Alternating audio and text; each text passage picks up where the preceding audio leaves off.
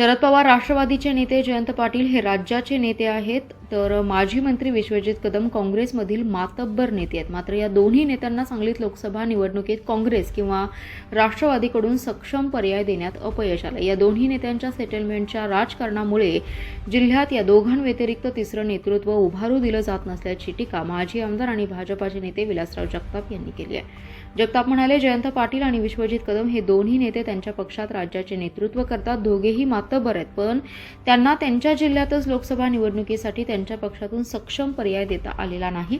ही त्यांची एक प्रकारे सेटलमेंटच असल्याची शोकांतिक आहे। पक्षातील नेते मोठे न करता त्यांना जास्तीत जास्त कसा त्रास देता येईल हेच या दोघांकडून केलं जाते। त्यामुळे जिल्ह्यात त्यांच्याशिवाय तिसरा पर्याय उभा राहिलेला नाही। जयंतरावांनी केवळ स्वतःच्या मुलासाठी सांगली आणि हातकणंगले लोकसभा मतदारसंघात सर्वे केला, परंतु दोन्हीकडे डाळ शिजत नसल्याचे लक्षात येताच निवडणुकीतून माघार घेतली। प्रसंगी या दोघांनी विरोधी पक्षातील उमेदवार नेत्यांशी हातमिळवणी केली, परंतु स्वतःच्या पक्षात कुणालाही मोठं होऊ दिलं नाही। त्यांच्या या सेटलमेंटच्या राजकारणामुळे जिल्ह्याचं मात्र प्रचंड नुकसान झालं असल्याचं टीकास्त्र जगताप यांनी सोडले। सांगली लोकसभेसाठी भारतीय जनता पार्टीमार्फत संजय काकाची उमेदवारी जाहीर करण्यात आलेली आहे। जनमताचा कौल न घेता, निरीक्षकाचा विचार न करता आणि कार्यकर्ते आणि नेतेमंडळीचा विचार न करता भारतीय जनता पार्टीने ही उमेदवारी लादली गेल्यामुळे संजय काकाच्या उमेदवारीला माझा विरोध आहे।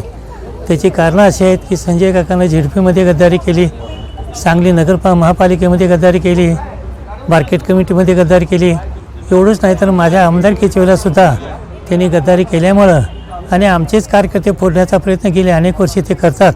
त्यामुळं आमचा त्या उमेदवाराला स्पष्ट विरोध आहे, याची पक्षाने दखल घ्यावी। त्याचप्रमाणे विरोधी पक्षामध्ये राष्ट्रवादी नेते जयंत पाटील आहेत, काँग्रेसमध्ये विश्वजित कदम आहेत। हे दोघंही उमेदवार लोकसभेच्या उमेदवाराच्या बाबतीत मूग गिळून गप्प आहेत। त्यांनी याच्यावर ठोस निर्णय घेऊन हा जिल्हा काँग्रेसचा बालेकिल्ला असतानासुद्धा ते दोघं काही बोलत नाहीत। त्यांच्या अंतर्गत संजय काकाची सेटलमेंट आहे की काय अशा प्रकारची शंका येते। त्यामुळे त्या दोघांनी चांगला सक्षम उमेदवार उभा करावा आणि आमचा दुष्काळी फोरम विचार करून कुणाला पाठिंबा द्यायचा निर्णय नंतर घेण्यात येईल।